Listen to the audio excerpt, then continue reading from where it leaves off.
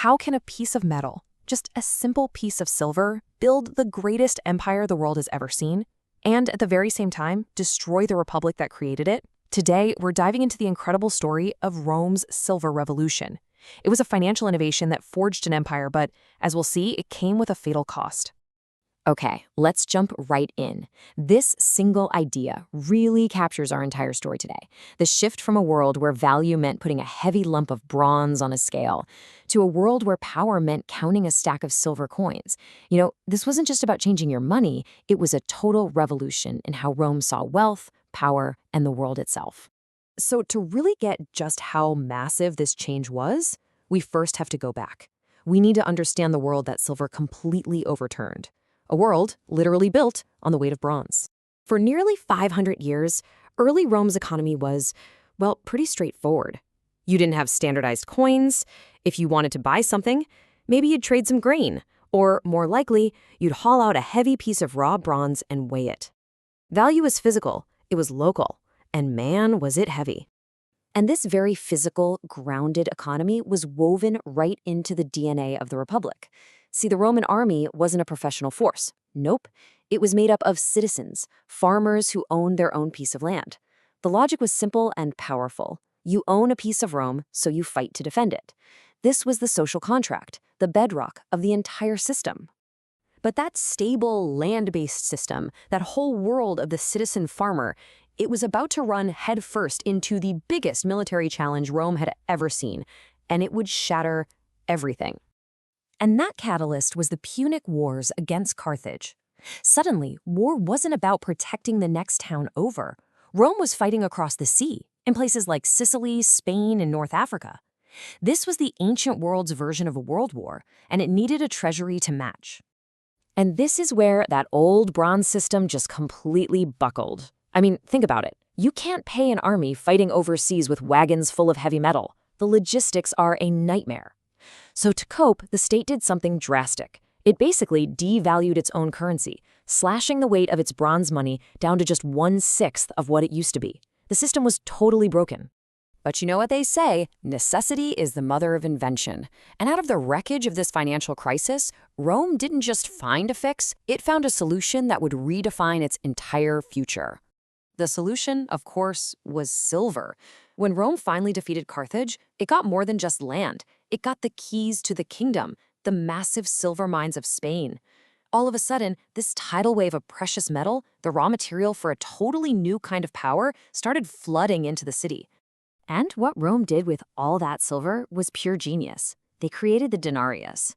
Now look, this wasn't just another coin. It was a piece of technology. It was a brand. Every single coin was guaranteed by the Roman state to have a specific weight and purity. It was a universal language of value that a merchant in Syria could understand just as well as a senator in Rome. And this really gets to the core of why silver was such a game changer. It boils down to this: portability is power. You can't pay a soldier in Greece with a cart full of bronze. It's just not practical. But a soldier's entire salary in silver? That could fit in a small pouch. This one simple fact allowed Rome to project its financial power anywhere it wanted to go. And with that power, Rome built this brilliant, self-sustaining engine for expansion. Check this out. Step 1. The state mints silver coins and pays its soldiers in a newly conquered province. Step 2. Those soldiers spend that silver, kick-starting local economies and replacing old barter systems. And here's the kicker. Step 3. The state then demands taxes from that province in the very same silver just introduced. It's a perfect loop. War creates spending, spending creates a taxable economy, and that tax money funds more war. Genius, right? So Rome had created the perfect system for building an empire. But here's the twist.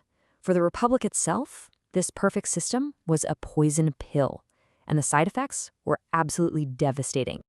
It's one of history's great ironies. The very thing that made the Roman state so powerful, this incredibly efficient silver economy, started to eat away at the society from the inside. All that new wealth, all that cash flowing in, began to dissolve the old bonds, the old social contracts that held the Republic together. So let's go back to that farmer soldier, the guy who was the backbone of the whole system.